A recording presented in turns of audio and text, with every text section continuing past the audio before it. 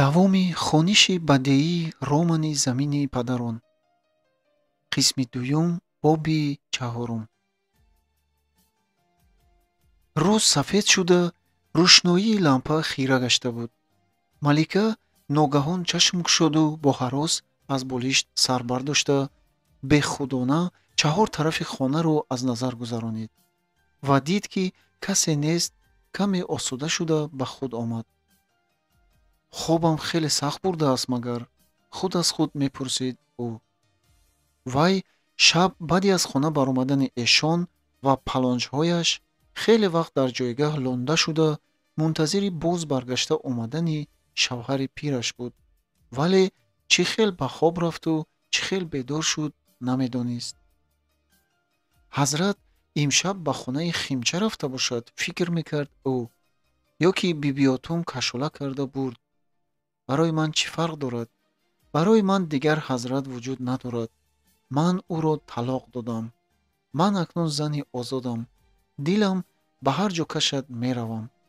малика аз ин фикри худ ба шавқ омада, гӯё барои парвоз қанот бароварда, аз ҷояш хест. меҳмонҳо чӣ шуда бошанд? ба хотир овард ӯ. ҳазрат онҳоро пеш накарда бошад? бо ташвиш аз дил гузаронид вай.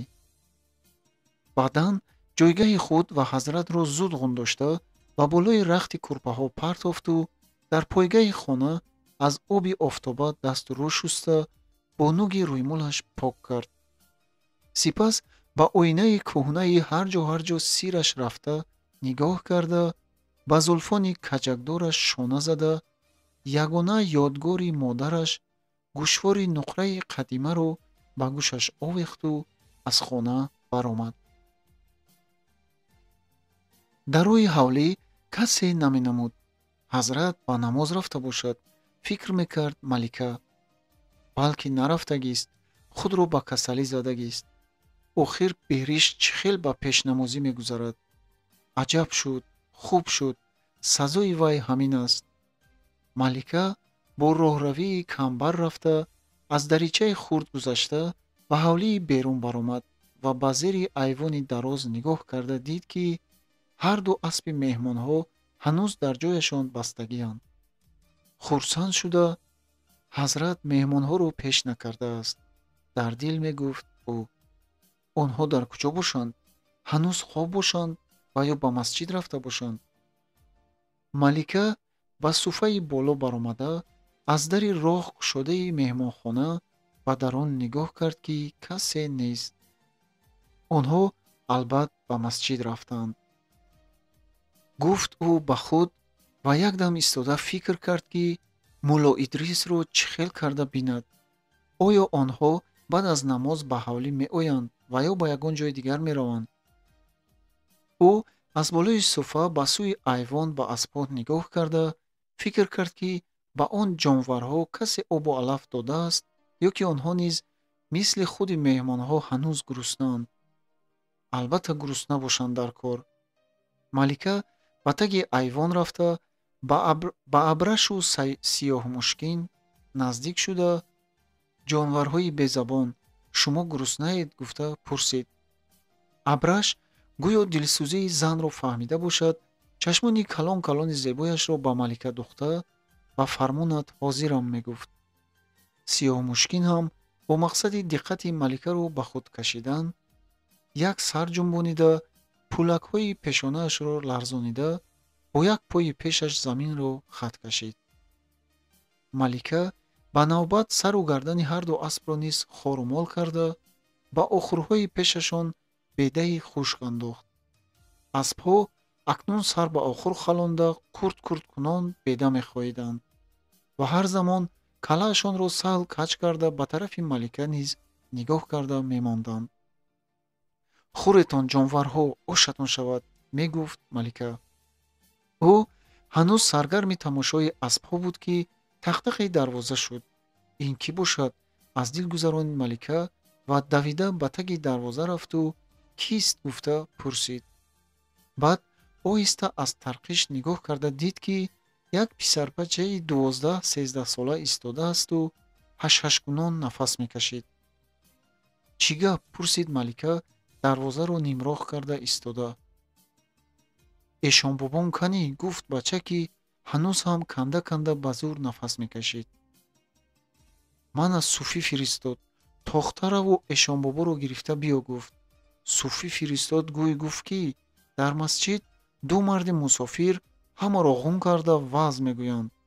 Ман тохта омадам. Чӣ, мардум намоз намехонанд? Бо тааҷҷуб пурсид малика. Не, намоз шуд, гуфт бача, ки акнун каме нафасашро рост гирифта буд. Вай ду кас баъди намоз ваъз мегӯянд. Ҳамаро муҳоҷир карданиянд.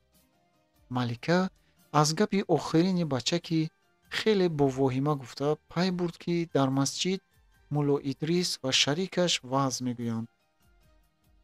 Ту бачаи хуб будаӣ, гуфт малика писарбачаро таъриф карда.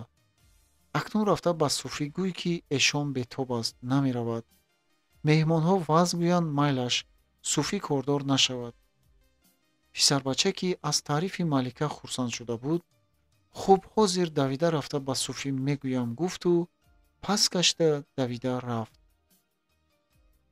малика ба таги дарвоза баромада, якдам ба кӯчаи танги беодам, ки ба масҷид мебурд, аз қафои писарбача нигоҳ карда, сипас як бари рӯймоли докашро бо даҳону бинияш печонда ба роҳ даромад. Кани ман ҳам рафта шунавам, онҳо чӣ ваъз мегӯянд, дар дил мегуфт малика. дар назди даромадгоҳи масҷид зану бачаҳои бисёре ҷамъ шуда буданд.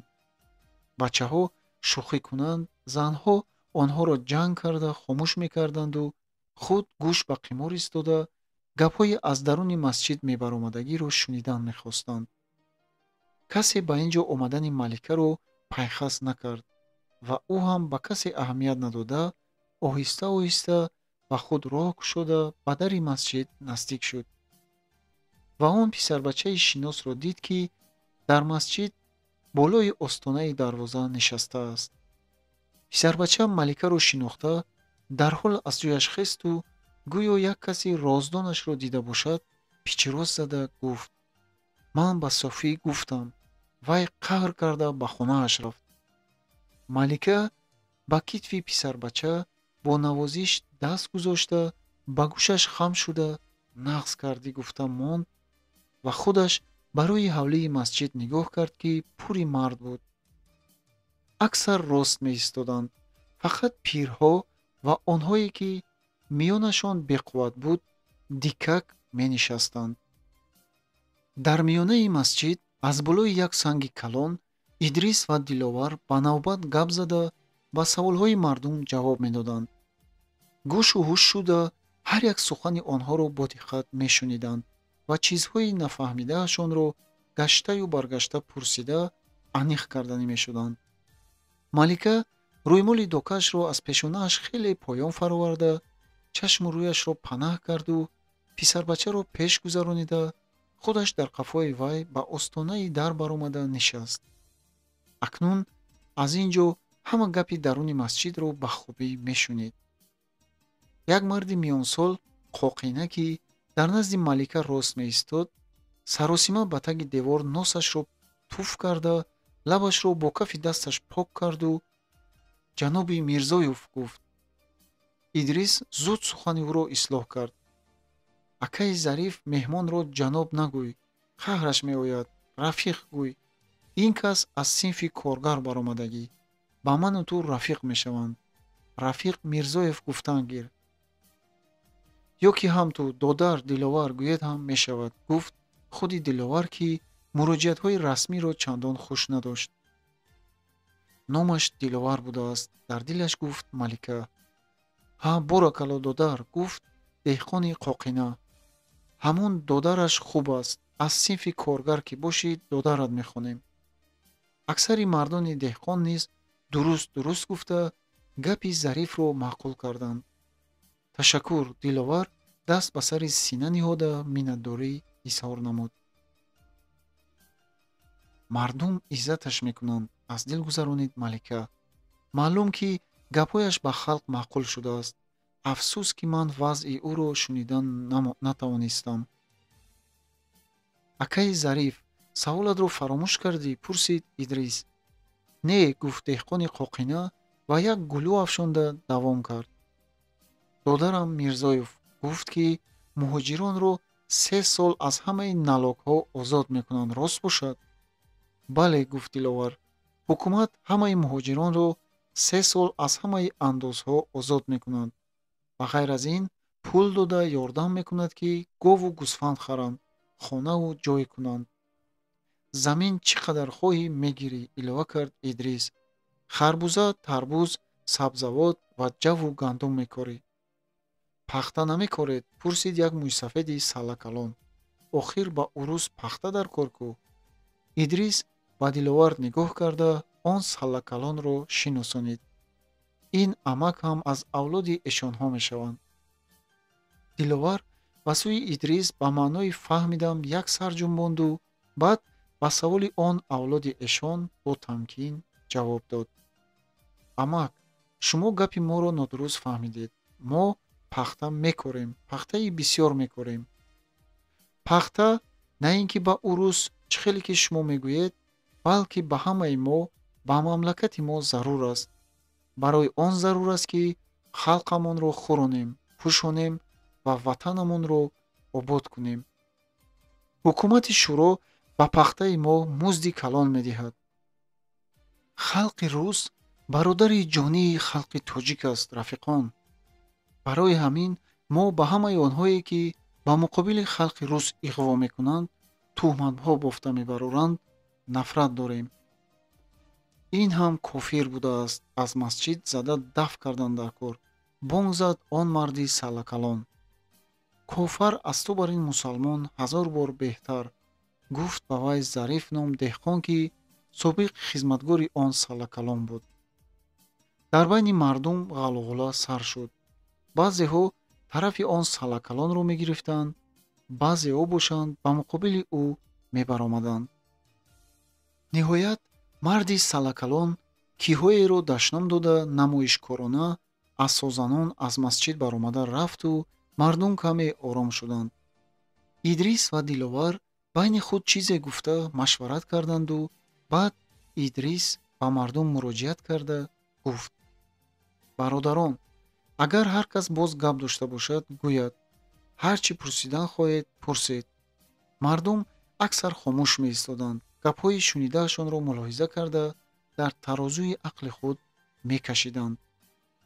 дигар савол набошад, боз гуфт Идрис. марҳамат, ҳар кас хоҳиши муҳоҷиршавӣ дорад, номашро ба дафтари Рафиқ Мирзоев нависонанд. Диловар аз бағалкисаи нимтанааш дафтару қалам бароварда омодаи навиштан шуда истод. вале касе ҷуръат карда забон намекушод. ҳама сарҳои худро поин андохта ба андеша рафта буд. дар ҳамин вақт овози ларзону пурҳаяҷони зане ба гӯш расиду мардон ҳама баробар рӯ ба сӯи дари масҷид гардониданд. ман як савол дорам, гуфт Малика ва дид ки мардон ҳама чаҳор чашм ба ӯ духтаанд. каме ҳаросида дасту по хӯрд. марҳамат хоҳар, далертар гап зан, гуфт Идрис ки Маликаро шинохта аз дидани ӯ дар дилаш шодӣ мекард. зан низ аз ин сухани мулло Идрис шердилтар шуда худро ба даст гирифту бо ҳамон овози омиронае ки дошт пурсид: занҳои тоқаро ҳам ба муҳоҷират менависонед? Идрис бо як ҳаяҷони фавқулода ба Диловар рӯ овард ки мабодо вай не нагӯяд. Диловар мақсади ӯро аз нигоҳи чашмонаш пай бурда табассуме карду ба Малика муроҷиат карда гуфт: шумо саволи хубе додед, хоҳар. ман бояд ба шумо фаҳмонам ки ҳукумати шӯро ба зану мард ҳуқуқи баробар додааст. агар занҳо низ хоҳиши муҳоҷиршавӣ дошта бошанд, мо бо ҷону дил қабул мекунем ва ёрӣ мерасонем. набошад якум манро нависонед бурро, гуфт Малика. Диловар агарчи кӣ будани ӯро донад ҳам дар назди мардум пурсид: ном ва номи падаратонро гӯед. номам Малика, падарам Хайрулло. касе гуфт ки зани хурдии эшон ва ин гап дар як дам вирди забонҳо гашт. ҳама ба якдигар пичирос зада зани эшон мегуфтанд. аксар кунҷковона гоҳ ба зану гоҳ ба Идрису Диловар нигоҳ мекарданд. мӯйсафедон гиребони худро дошта ё тавба гӯён мемонданд. ҳамин тавр менависем, гуфт Диловар, қалам даст гирифта ба рӯи дафтар хам шуда. Хайруллоева Малика. офарин хоҳар, хитоб намуд Идрис. ту зан бошӣ ҳам аз мардҳо далертар будаӣ. Малика рӯяшро нимкушода, нӯги рӯймоли докаашро беихтиёр ба миёнаш печонида, сарбаландона рост меистод. вай ҳис мекард, ки ҳама дар гирду пешаш аз хусуси вай пичир-пичир мекунанд. шояд ӯро таъна зананд, бешарму берӯ гӯянд. вале ӯ ҳоло ба ин пичир-пичирҳои мардум парвое надошт. аз эшон бо ҳамин роҳ қасос мегирад. эшонро дар байни халқ шарманда мекунад. кай ба кӯчидан тайёр мешавед? пурсид Идрис. ман худи ҳозир тайёрам, оромона ҷавоб дод Малика. ин гапи занро шунида, касе бо овози баланд ваҳ момоғаре, аспат зин кардагӣ будааст кӯ? гуфт. мардон аз нав ба хурӯш омада байни худ чиҳое мегуфтанд. ҳазрати эшонро ҳамроҳат мебарӣ? пурсид марде. ҳазрат ба ҳаҷ меравад, ҷавоб дод Малика. ҳардуямон маслиҳат кардем, гӯй, писханд зад як мӯйсафеди дигар. бале амак, маслиҳат кардем. эшон талоқат дод? пурсид як ҷавон. ман вайро талоқ додам, ҷавоб дод Малика. мардон ҳама баробар хандиданд. акат садқа, акнун маро намегирӣ? пурсид марди ҳавобаланде, мӯйлабҳои думи мушашро тоб дода. рангат дар гур, ман туро ба сарам мезанам, гуфт Малика. мардум ин дафъа ба ҳоли он марди ҳавобаланд хандиданд. султонбек бобат кард? пурсид касе аз вай. ба ту мард дар кор не чӣ? гуфт ба Малика Султонбек. аз ҳиҷолат гӯшу гардани ӯ суб сурх шуда буд.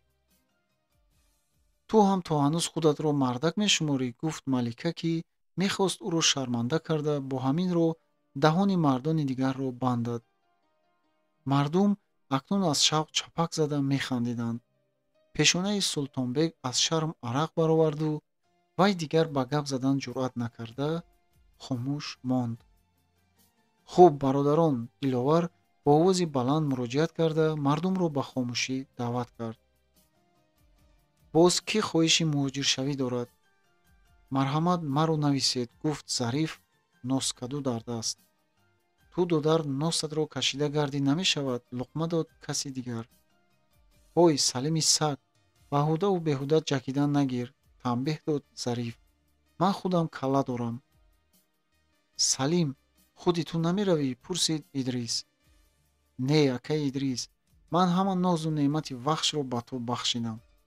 ихтиёрат, лекин баъд пушаймон мешавӣ, гуфт Идрис. пушаймон намешавам, гуфт Салим. ҳама ба ҷаннат раванд, ба дузах кӣ мемонад? писханд мезад ӯ.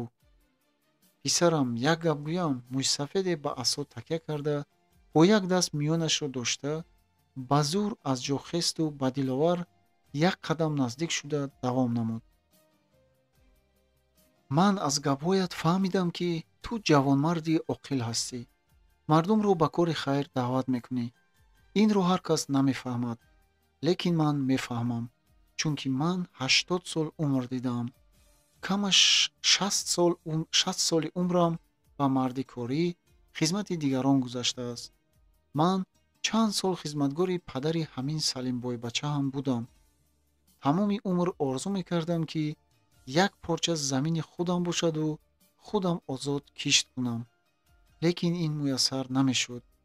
ман шароити вахшро ҳам нағз медонам, чунки пеш аз инқилоб ҳам мо ба ҳукми бою бойбачаҳо ба водии вахш рафта, баҳор ҷаву гандум корида меомадем ва баъд тобистон рафта ҳосилро даравида, куфта ғалаи соф оварда ба анбори бой мерехтем.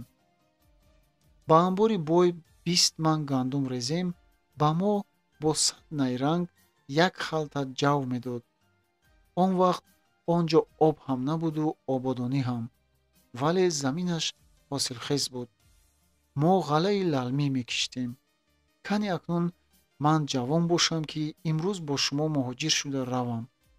ҳамроҳатон миён баста кор кунаму роҳат бинам. ҳукумати шӯро кори хуб сар кардааст. заминҳои вахшро обод кунед. дар Тоҷикистон пурию серӣ мешавад. лекин ту писар, боз ба Диловар таъкид карда гуфт Мӯйсафед: ба ҳар касу нокас гап назан. ба вахш он кас мекӯчад, ки қадри нону заминро донад. ман пир шудам, худам наметавонам. лекин ман ду писар дорам. номи ҳардуяшро ҳам ба дафтарат навис. ҳардуяшро ҳам ҳамроҳи шумо мефиристонам. саломат бошед, падар, миннатдорона гуфт Диловар. ба ришакот садқа, бобои Назар, гуфт Идрис. ба ҳазор дароӣ. аммо Салими саг, ки ҳоло сахт шикаст хӯрда буд, барои озурдани дили Мӯйсафед гуфт: бобои Назар, ту хаёл кардӣ, ки дар вахш ҳукумат нони муфт медиҳад? ду писаратро, ки он тараф мефиристонӣ, пагоҳ мурди туро ин ҷо кӣ гур мекунад? баъзеҳо дуруст гапи ҳақро гуфтӣ мегуфтанд, лекин аксар аз ин гапи аблаҳонаи Салим ба ғазаб омада буданд. Мӯйсафед ба асояш такя карда, қоматашро рост гирифту лаҳзае сукут карду баъд ба Салим чашм духта гуфт: ту морбача, барои мурдани ман пеш аз вақт ташвиш накаш. қомати хамгаштаи пирон нишони марг нест, як камон 100 тирро дар хок пинҳон мекунад. аз чаҳор тараф садои таҳсин баланд шуд: намур Мӯйсафед, боб карди Мӯйсафед, қандата зан. бобои Назар боз каме мунтазир шуда истод, ки Салим чӣ мегӯяд. аммо дид, ки ҳама ба ҳоли Салим механдаду вай ғолиб омадааст. рӯҳ баланд шуда ба Диловар гуфт: акнун писар, номи маро ҳам ба дафтарат навис. ман ҳам ҳеҷ набошад, шабҳо бо асои пирӣ амбори колхозро посбонӣ мекунам. аз нав ба унвони бобои Назар садоҳои таҳсин баланд шуданд. бисёриҳо ӯро намур Мӯйсафед, ҳамаро қоил карди гӯён чапак мезаданд. пир нест, тадбир нест гуфтанд, гуфт Диловар аз ҷасорати Мӯйсафед ба ваҷд омада. дили ҷавонат ба садқа Мӯйсафед, хитоб намуд Идрис. Диловар бар қасди муқобилони муҳоҷиршавӣ аввал номи Мӯйсафед ва баъд номи писарони ӯ Ҳодӣ ва Шодиро баланд такрор карда ба рӯйхати муҳоҷиршавандагон навишт. баъд аз рӯи дафтар сар бардошта ба мардум нигоҳ кард, ки ҳама дар ҷӯшу хурӯшанду бо якдигар баҳсу мунозира мекунанд. бо овози баланд пурсид: боз номи киро нависам? хоҳишмандон марҳамат. кани боз ба кӣ замин дар кор? пурсид Идрис. як деҳқони миёнсоли лоғар, ки дар паҳлӯи Диловар рост меистоду хеле вақт боз ба даҳон кушодан ҷуръат намекард, чашмаш ногаҳон ба чашми вай бархӯрду саросима шуда, мисли гунаҳгоре, ки барои гуноҳи содир кардааш узр мепурсад: додар, майлаш, маро ҳам навис, гуфт. хуб, гуфт Диловар бо табассум, номи худатон ва падаратонро гӯед. номам Мардон, писари Маҳмуд. ӯро нанависед, бисёр лоғар аст, шӯхӣ кард касе. ба офтоби вахш тоқат накарда наметавонад. хотирҷам бош ҷура, бо нармӣ ҷавоб дод Мардон. мо ту бар ин аз сояпарварҳо нестем. устухони мо дар офтоб сахт шудааст. ман балоям бигӯ, луқма дод Идрис, ки аз зиёд шуда истодани муҳоҷиршавандагон хушҳол буд. аз қафои Мардон 4-5 деҳқони миёнаҳол низ номҳои худро ба рӯйхат нависонданду дигарон хомӯш монданд. ҳарчанд ки Диловару Идрис гаштаю баргашта даъват мекарданд, хоҳишмандони нав пайдо намешуданд.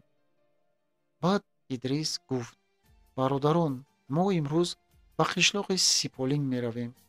ҳар кас, ки номашро ба рӯйхат нависонда бошад, пагоҳ то ними рӯз ба аспу хараш савор шуда ба қишлоқи Сиполинг расида биёяд. дар Хурҷин 3-4 рӯза хӯрокворӣ ҳам гиред.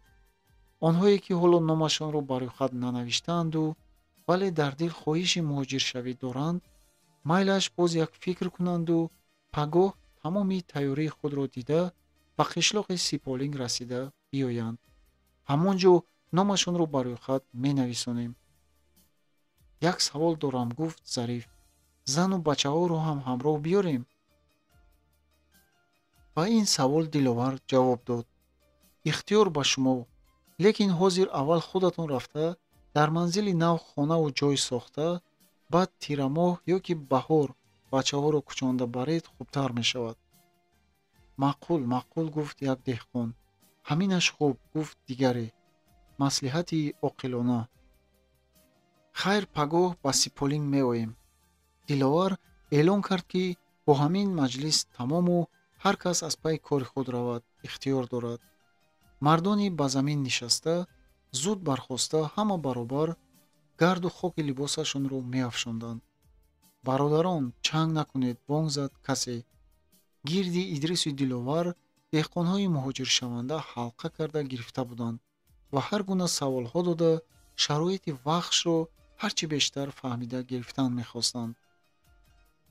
аз назди дари масҷид зану бачаҳои ҳангоматалаб кайҳо пароканда шуда, Малика танҳо монда буд ва ҳоло намедонист ки чӣ кор кунад.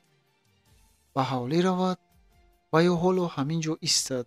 вай бисёр мехост аз мулло Идрис пурсад ки ӯро худи ҳозир ҳамроҳ мебаранд ва ё ӯ низ пагоҳ то ними рӯз ба Сиполинг равад. ниҳоят чашми Идрис ба Малика афтод ки ӯ мунтазир истодааст. Диловарро бо деҳқонҳо танҳо гузошта, худаш ба сӯи дарвоза давид. вай ҳоло аз шавқу шодӣ мехост ки Маликаро бо оғӯш кашида бибусад, вале ба зан наздик омада, дар ҳолате ки ҳашҳашкунон нафас мекашид, пурсид. ту хоҳар ба ростӣ ҳамроҳи мо меравӣ? агар шумо хоҳед, меравам. набошад зуд ба ҳавлӣ рафта чизу чораатро ғундошта баро. мо ҳам ҳозир рафта аспҳоро мегирем, гуфт Идрис ва худаш боз ба назди Диловар давида рафт.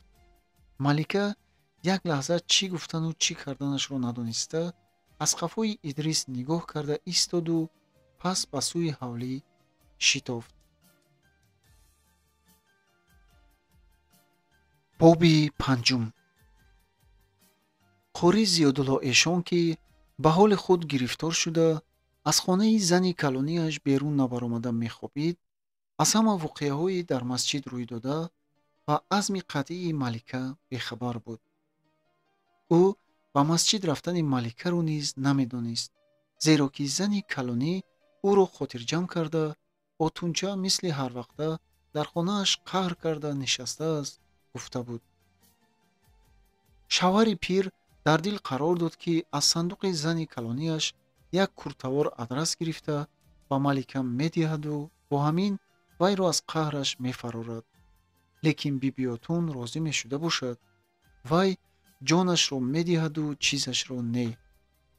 ана ҳамин тавр Эшон ҳоло дар ташвиши Малика, балки дар хаёли он буд ки Биби Отунро чӣ хел розӣ карда як куртавор адрасашро гирад.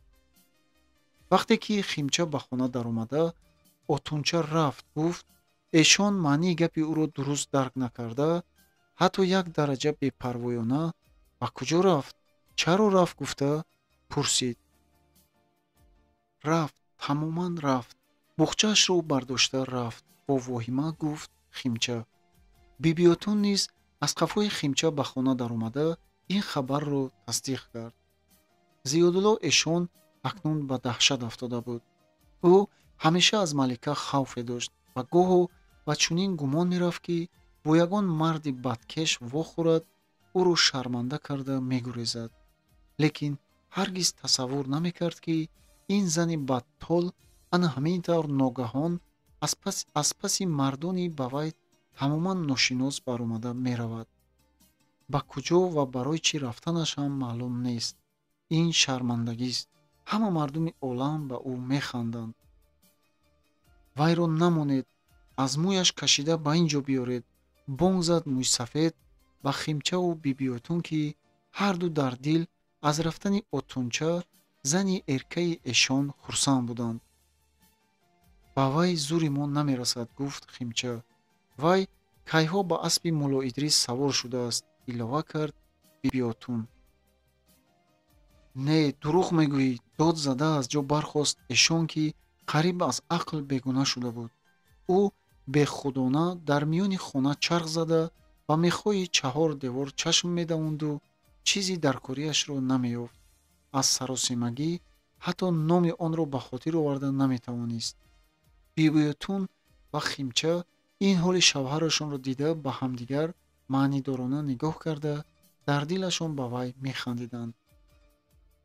Эшон, ки дар тан курта изори суфӣ дароз дошту сару рӯ ва манаҳашро бо рӯймоли калони занона сахт печонида буд, аз ҳаяҷони зур ва ҳаракатҳои бемаънӣ нафасаш тангӣ карду рӯймолро аз сару рӯяш кушоду ба як сӯ ҳаво дод. баъд ба занҳояш бонг зада гуфт: чӣ ин ҷо худсабарин рост истодаед? Равед ба ман салаву ҷома биёред. занҳо ба ҳамдигар як нигоҳ карда, бе як ҳарф фикри ҳамдигарро фаҳмиду пасу пеш аз хона давида баромаданд. Эшон салаву ҷомаашро он шаб дар хонаи зани хурдӣ кашида монда буд.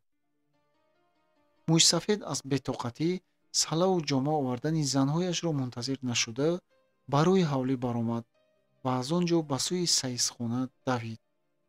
роҳравон ба зери айвон чашм давонда дид, ки аспҳои меҳмонон нест ва аз дил гузаронид, ки онҳо бисёр дур рафта бошанд. ба кадом сӯ рафта бошанд? ӯ ҳашашкунон нафас гирад ҳам хеле зуд аспи туруқи давандашро зин зада аз лаҷомаш кашида баромад. дар ин фурсат Бибиётун ва Химча низ салаву ҷомаи ӯро оварда дар рӯи ҳавлӣ ба ҳар амри шавҳар омода шуда меистоданд. биёред, қамчин дар даст ишорат кард Эшон. Бибиётун давида омада чолокона салаи ба арақчин печондаи Эшонро ба сари ӯ гузошт. Химча низ аз қафо омада ҷомаи порчагули ӯро ба китфаш партофт. Эшон бе он ки ба онҳо илтифоте зоҳир кунад, ғазаболуд ба остинҳои дарози ҷома даст тиқонда, ду бари онро пеш кашиду манаҳи хуншор ва рӯи бо курми дег олудаи худро бо бари остинаш як молида гӯё пок карда ба асп савор шуд. туруқ, ки чун ҳама аспҳои хуб ва тарбиядида ҳушёру зирак буд, бе ҳеҷ ишорат якта по ниҳода сӯи дарвоза равон шуд. дарвоза нимроғ буд. маълум, ки онро ҳатто дуруст напӯшонида рафтаанд. Химча пештар гузашта ҳарду табақи дарвозаро калон кушоду баъди баромадани Эшон онро сахт пӯшида худро ба гардани Бибиётун партофт. ҳарду палонҷ барои аз зани эркаи Эшон халос хӯрданашон шодиву тантана мекарданд. Зиёдулло Эшон хеле вақт аз як сӯи деҳа ба сӯи дигар асп давонда пайи маликаро мекофту намеёфт. мардуми деҳа, зану мард, ки аллакай аз маҷлиси имрӯза дар масҷид ва аз деҳа баромадан рафтани Отунча хабар доштанд, рӯи сиб сиёҳи курмолуд ва манаҳи хуншори Эшонро дида беихтиёр гиребони худро дошта тавба мегуфтанд. вале ҳама аз ваҷоҳати Эшон метарсиданд. касе ҷуръати ба вай чизе гуфтан ва чизе пурсидан намекард. занон оҳиста сар хам карда ба дарвозаи худ медаромаданду мардон ба аломати салом даст пеш гирифта худро ба куриву нодонӣ мезаданд, зеро ки дар шариат изои муъмин ҳаром гуфтаанд. вале бо вуҷуди ин касе гуфт, ки рӯи Эшон дар як шаб сӯхта сиёҳ шудааст ва ин гап дар байни мардум тез овоза шуду акнун ҳатто муридони содиқи Эшон низ дар дил писханд мезаданд. суфии масҷид Ҳалимхоҷа, ки бо вуҷуди бесаводиаш марди хеле макору пуркор буд, байни мардум масхара шуда гаштани Эшонро шунида ба кӯча баромаду бе ҳеҷ сухан аз лаҷоми туруқ кашида ба ҳавлии худ даровард. ӯ дар дил Зиёдулло Эшонро бад медид, махсусан баъди он ки тирамоҳи гузашта Эшон аз 4/3 ҳиссаи даромади ғалаи масҷидро ба худ гирифту ба Суфӣ фақат 4/1 онро дода буд. Ҳалимхоҷа нисбат ба Эшон адоват мепарварид. Бинобар ин Суфӣ аз як тараф шармандагии Эшонро дида хурсанд шавад ҳам, аз тарафи дигар ба хубӣ ҳис мекард, ки ин тавр шарманда шудани Эшон чандон ҳам ба фоидаи ӯ нест, балки зарарҳои калон дорад. аввалан, муридҳои Эшон шармандагии пирашонро дида аз вай рӯ мегардонанд. даромади масҷид кам мешавад, ҳолон ки ризқу рӯзии Суфӣ асосан аз даромади масҷид аст. сониян, кирдори малика ки шавҳарашро нописандӣ карда бо мардони бегона баромада рафт, фикри занҳои дигари қишлоқро низ вайрон карданаш мумкин аст. агар имрӯз маликаи исьёнкор беҷазо монад, фардо мумкин аст ки занҳои дигар низ ба шавҳари худ исьён карда бо мардони бегона баромада гурезанд. худи Суфӣ ҳам мисли Зиёдулло Эшон 3 зан дошт ва ҳоло бо вуҷуди ба синни 60-солагӣ қадам гузоштанаш ба духтари саҳобаи 14-солаи ҳамсояаш чашм ало карда мегашт. умедвор буд, ки фурсати мувофиқ меёбад коре карда ӯро ба занӣ мегирад. лекин дар ҳавлияш як рӯзи осоишта набуд. мудом палончҳо дар сари ҳар кор баҳсу мунозира ва мӯйканиву рӯйканӣ мекарданд. онҳо бисёр вақт ҳатто ба гапи шавҳар низ гӯш намекарданд. хусусан зани дуюму сеюмаш зуд зуд барои ӯ тохта ҳар гапи бемаъниро беибо ба забон меоварданд. чунон гапҳо, ки Суфӣ ба ёд орад, ба тахтапушташ вараҷа медавид. дина шаб зани дуюмаш чӣ гуфт? аз гапи вай осмон ба сараш фурӯ наравад хуб буд. зане ки берӯ гиребони шавҳарро дошта гуфт, ки агар имшаб ба хонаи ман омада нахобӣ, ман фароши масҷидро гирифта меорам.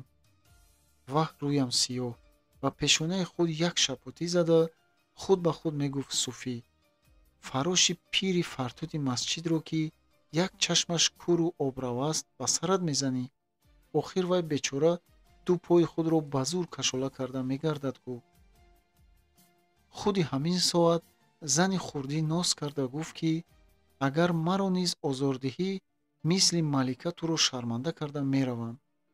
Суфӣ ӯро тарсонданӣ шуда гуфт, ки ба малика чӣ ҳасад мебарӣ? ӯро бурда ба урусҳо якшаба мефурӯшанд. аммо занак аз ин гапи ба фаҳми Суфӣ бадвоҳима, ба ҷои он ки тарсад, қиқир хандида ҷавоб дод, ки хайр чӣ, урус мардак не? Ҳалимхоҷа бо ғазаб барои зани майдакиаш як торсакии обдор фуроварду ба кӯча баромад. не ин занҳои ношукру курнамак ганда шудагӣ бо алам, мегуфт Суфӣ. нони муфту хонаву ҷойи гарм онҳоро масту бехуд кардааст. ҳоло коре карда чашми онҳоро як тарсонданӣ мондан дар кор. бояд чорае тадбире ёбад. Суфӣ Ҳалимхоҷа Зиёдулло Эшони ақлу ҳуш гум кардаро ана бо ҳамин мақсад аз кӯча ба ҳавлии худ кашида ва зуранд ба меҳмонхона дароварда, болои як курпачаи чиркин шинонид. баъд боз ду болишти ҳамчунон чиркинро дод, ки такя кунад. лекин қори Зиёдулло Эшон, ки дарунаш бо рашку алам месӯхт, ҳоло инону сабру бардоштро бо тамом аз даст дода буд ва наметавонист, ки мисли ҳарвақта бо виқор ба болиш такя карда мунтазири хушомади мизбон бошад. аммо Суфӣ ғаши ӯро оварда ҳар лаҳза гаштаю баргашта ба оромию осудагӣ даъват мекард. аҷаб одам будаед шумо, ҷаноби Суфӣ, ниҳоят асабонӣ шуда гуфт Эшон. нисфи дунёро сел шуста равад, парво надоред. осуда бошед тақсирам. Суфӣ баръакси Эшон хеле ботамкин буд. нисфи дунёро сел бурда бошад ҳам, ба ману шумо нисфи мондааш ҳам кифоя. охир молатон рафта бошад, ҷонатон нарафтааст гӯ. номус аз ҷон азизтар аст ҷаноби Суфӣ, фиғонаш баромада мегуфт эшон. онҳо зани маро бероҳа карда бурданд. мефаҳмӣ? тақсирам, ман аз воқеа хабар дорам, гуфт Суфӣ. оромона ва баъд ҳамаи он воқеаҳоро, ки пагоҳӣ дар масҷид рӯй дода буд, ба тафсил нақл карда, фикри эшонро дар хусуси он ки гӯё занашро бероҳа карда бурда бошанд, рад карда гуфт, ки худи зан дар асл бероҳа будааст ва ҳоло бо рафтори худ бисёр занҳои дигарро бероҳа карданаш мумкин.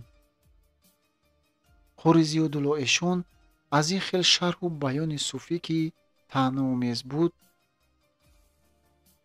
яъне ки маънои ту худат занатро бероҳа карда монда будаиро дошт, сахт оташин шуда дод зад. шумо худатонро чӣ кор кардед? шумо ки дар масҷид будед, чаро мондед ки онҳо ба халоиқ ваъз гӯянд? чаро мардумро пароканда накардед? шумо ҳам тамошобин шуда мондед? ба Суфӣ як нештар халонид эшон. тақсирам, ман тамошобин набудам. ба худсафедкунӣ даромад Суфӣ. ман ба шумо бача фиристодам, ки зуд ба масҷид биёед. аммо он бача хабар овард, ки шумо бемор ҳастеду намеоед ва бигзор меҳмонҳо ваъз гуфтан гиранд. ман тамоман хабар надоштам, сӯхтаву пухта мегуфт эшон. дар ин ҷо макри зан аён аст. ин ҳам кори малика бояд бошад. яқин аст, ки вай бачаро аз роҳ гардонидаасту худаш ба масҷид рафтааст. шояд тақсирам, шояд ҳамин хел карда бошад, хаёлолуд мегуфт Суфӣ Ҳалимхоҷа. лекин акнун чӣ бояд кард? тадбире бояд. чӣ тадбир? каме ба худ омада пурсид эшон. онҳо ҳанӯз дур нарафтаанд, гуфт Суфӣ ба андоми эшон чашм духта ва аз дил гузаронид, ки рӯи сиёҳат дар гур, рӯядро як шуста гирӣ мемурӣ. онҳо аспои хуб доранд, дигар дастгир карда намешавад, ноумедона гуфт Зиёдулло эшон. не, агар хоҳед дастгир кардан мумкин. онҳо ҳоло ба Сиполинг рафтанд, имшаб он ҷо хоб мекунанд. агар хоҳед онҳоро шаб дар Сиполинг дастгир кардан мумкин аст. лекин аз ин чӣ фоида? мо онҳоро сар мебурем, маликаро дар масҷид сангсор мекунем, гуфт Зиёдулло эшон аз болишт бархоста. Суфӣ Ҳалимхоҷа низ дар таҳти дилаш ба ҳукми Зиёдулло эшон муқобил набуд, лекин ӯ ҳоло бовар намекард, ки аз дасти эшон ин қадар кор ояд. бинобар ҳамин ӯ каме хомӯш истода ба андешае рафту баъд бо афсӯс гуфт: ана дар ҳамин хел рӯзҳо қадри шербачаҳои Фузалмахсум мегузарад, я тақсир. ҳеҷ монед. Зиёдулло эшон низ бо афсӯси зиёде калаи вазнини худро ин су он су меҷунбонид. ҷаноби Фузалмахсум паноҳи дину шариат буданд, лекин ҳоло ҳам аз шербачаҳои он кас якду нафар ёфтан мумкин аст. не, тақсир. қатъиян ақидаи эшонро рад кард Суфӣ. ҳоло мо онҳоро кушта наметавонем. чаро? ҷаноби Суфӣ низ тарафдори муҳоҷиршавӣ мебошанд? якбора шӯрида пурсид Зиёдулло эшон. маро низ ҷанобашон бо ҳамин ният аз роҳ гардонида ба хона дароварданд. Суфӣ Ҳалимхоҷа боз аз рӯи одат реши ғулияшро қабза карда заҳрхандае карду оромона гуфт: хотирҷам бошед тақсир. ғуломи ҳақирашон на тарафдори муҳоҷиршавӣ ҳастаду на муқобили ҳукми одилона, лекин аз оқибати кор каме андеша дорам. хуш, кани гап зан, чӣ андеша дорӣ? тақсирам, бояд хуб фикр кунем, бо тамкин давом намуд Суфӣ. он ду нафар ба ҳар ҳол вакилони ҳукумат ҳисоб меёбанд ва ба кӯҳистони мо бо супориши муҳим омадаанд. агар ки мо онҳоро кушем, худамон низ ба куштан омода бошем. дар хоки шӯравӣ ҳукумат моро аз ҳар ҷо кофта меёбад. пас як шабонгаҳ аз дарьё ба он сӯи сарҳад мегузарем, гуфт эшон, ки худро ба ҳар эҳтимол омода медонист. агар ба мо фурсати аз дарьё гузаштан надиҳанд чӣ? Ба рӯи эшон бо тамасхур нигоҳ мекард Суфӣ. он гоҳ ба он дунё бекафану беҷаноза меравем? Нафаси бад накунед, ҷаноби суфӣ, як ларзида гуфт эшон. То бад нагӯӣ, нек наояд, гуфтанд азизон, ҳикмат овард суфӣ ҳалимхоҷа. Пас чӣ тадбир? Дубора тамоман ноумед шуда пурсид Зиёдулло эшон. Тадбир ин ки тақсир, гуфт суфӣ рӯҳ гирифта маккорона хандида, шумо аз болои вакилони ҳукумат ба худи ҳукумат шикоят мекунед. Он гоҳ ҳукумат ҳомии шумо мешавад. Бо ин роҳ аввалан дар байни авом обрӯю мартабаи шумо боз баландтар мешавад ва сониян рақибони шумо аз ҳукумат ҷазои сазовор гирифта дар байни халқ шарманда мешаванд. билохира шояд ки маликаи шумо аз нав баргашта канизи фармонбардор гардад ва ин ба ҳама ноқисулақлони дигар сабақ хоҳад шуд. аҷаб, аҷаб каромат кардед, ҷаноби суфӣ, бо шавқ хитоб намуд эшон. хеле аҷаб ки ҳукумати шӯро ҳомии хатиби масҷид, ҳомии пешвои дину шариат, ҳомии қори Зиёдулло эшон бошад. Не, ҷаноби суфӣ, шумо боз як бори дигар андеша ронед ки шумо ҳукуматро бо амири Бухоро ва ё Фузайлмахсум омехта карда бошед. ин чизи дигар аст, ҷаноби суфӣ. ин ҳукумат ҳама пойлучону шӯрапуштонро, ҳама гӯшнапурзуронро тарафгирӣ мекунад ва ҳеҷ гоҳ ба ману шумо ёрӣ нахоҳад кард. Не, тақсир, ман хуб фикр кардам, гуфт суфӣ ва ба сӯи дар як нигоҳ карду бархоста онро нӯшонд. Баъд бархоста дарро пӯшонид ва баъдан ба эшон наздиктар нишаста қариб пичироз зада давом дод. тақсирам, ин қадар ноумед нашавед. ҳанӯз ҳам дар идораҳои ҳукумати шӯро шахсони дуруст ҳастанд ки ба мову шумо бар инҳо мадад мекунанд. ин хобатонро акнун ба об гӯяд, ҷаноби суфӣ, гуфт Зиёдулло эшон. ҳукумати шӯро маънои не ҳамаи онҳоеро ки пештар ба Иброҳимбеку Фузайлмахсум ва ба ману шумо бар инҳо мадад мерасониданд, кайҳо аз идораҳои давлатӣ зада ҳай карданд. дуруст, лекин ҳанӯз ҳамаро не, дилпурона гуфт суфӣ ҳалимхоҷа. ба ғайр аз ин, тақсирам, ин ҳамин хел ки ҳама ҳомиёни кӯҳнаи мо аз байн рафта бошанд, боз ҳомиёни нав ҳам ба сари кор омада истоданд.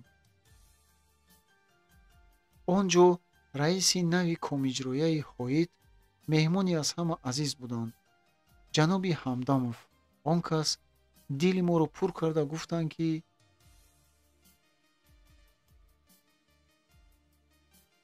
дуруст, лекин ҳанӯз ҳамаро не, дилпурона гуфт суфӣ ҳалимхоҷа. ва ғайр аз ин, тақсир, ин ҳамин хел ки ҳама ҳомиёни кӯҳнаи мо аз байн рафта бошанд, боз ҳомиёни нав ҳам ба сари кор омада истоданд. ман ба қарибӣ дар як суҳбати хоса ҳузур доштам. он ҷо раиси нави комиҷроияи ҳоид меҳмони аз ҳама азиз буданд. ҷаноби Ҳамдамов, он кас дили моро пур карда гуфтанд ки хотирҷам бошед, мо ҳамеша ҳомии дину оин ҳастем. он кас боз гуфтанд ки урусҳои кофир дар байни миллати мо низоъ меандозанд ки фалонӣ хуб асту фалонӣ бадранг. он кас ҳам мисли худамон мо ҳама як миллат, ҳама уммати пайғамбар ҳастем ва бояд ки бо ҳам тифоқ бошем, мегӯяд. сабаби дар кӯҳистон барҳам додани колхозҳоро ҳам он кас ҳамин хел фаҳмонданд ки ин хайрият шуд, гуфтанд. ин ҷаноби Ҳамдамов худаш куҷоӣ будааст? Пурсид Зиёдулло эшон. ҷанобашон аслан аз кони бодом, аз авлоди покиза буданд, гуфт суфӣ ҳалимхоҷа. қиблагоҳашон монанди мо, ҳиҳи хандид ӯ. суфӣ будааст тақсир, лекин дар кӯдакӣ аз падар ятим монда, дар дасти дигарон калон шуданду баъд ба Хуҷанду Тошканд рафта, дар мактабҳои урусӣ хонда, ба кори идораҳои ҳукумати шӯро даромада мондаанд. ин хел бошад нағз, гуфт Зиёдулло эшон ва таклифи суфиро қабул карда, майлаш, як ба назди он кас ҳам равем, шояд мадад кунанд. агар нашавад, ман худам боз як одами хуб дорам. ба назди вай ҳам меравам. вай дар куҷост? Пурсид суфӣ, ки то ҳанӯз аз одами хуб доштани эшон бехабар буд. он кас аслаш ғармӣ мешаванд, шарҳ дод Зиёдулло эшон. ҷаноби Нусратхоҷа аз ақрабои Фузайлмахсум. ҳоло яке аз калоншавандагони ҳукумати шӯро дар водии Вахш мебошанд. бо ифтихор гуфт эшон. ҳе, ҳоло ман ҳам ба Вахш муҳоҷир шуда меравам, гӯед. ба қитиқкунии эшон расида шӯхӣ карда гуфт Ҳалимхоҷа. аз ин хандаву шӯхии бемавриди суфӣ қаҳри эшон баромад ва ӯ ба суфӣ бад-бад нигоҳ карда гуфт: ҷанобашонро чаро механданд? маро масхара мекунед? Не, не, ҳаргиз, ҳаргиз, гуфт суфӣ Ҳалимхоҷа узуромез, ду даст ба сари сина ниҳода. ман ҳамин хел як шӯхӣ кардам, малол нашавед тақсир. ин узри суфӣ чӣ хеле ки мегӯянд бадтар аз гуноҳ буд, ки Зиёдулло эшонро бештар ранҷонид. ҷаноби суфӣ, ҳоло магар вақти ҳазл шӯхист? Не, не, аз мо гузашт тақсир. суфӣ аз сахт ранҷидани Зиёдулло эшон як дараҷа саросима шуда монд. бахшиш, аз бузургон бахшиш гуфтаанд, тақсирам. марҳамат, худи ҳозир ба роҳ мебароем. иншоаллоҳ ҷаноби Ҳамдамов ба мо мадад мекунанд, тақсирам. лекин пеш аз сафар шумо. суфӣ як ба рӯи сиёҳи қуролуди эшон нигоҳ карда ба мулоҳиза монд. ба офтоба оби гарм биёрам? қори Зиёдулло эшон, ки дар макру ҳила устухон надошт, лутфу марҳамати суфиро қабул накард. ташвиш накашед, агар ба арз мерафта бошем, ҳамин тавр меравем. суфӣ низ сар ҷунбонида ин фикри эшонро маъқул шуморид.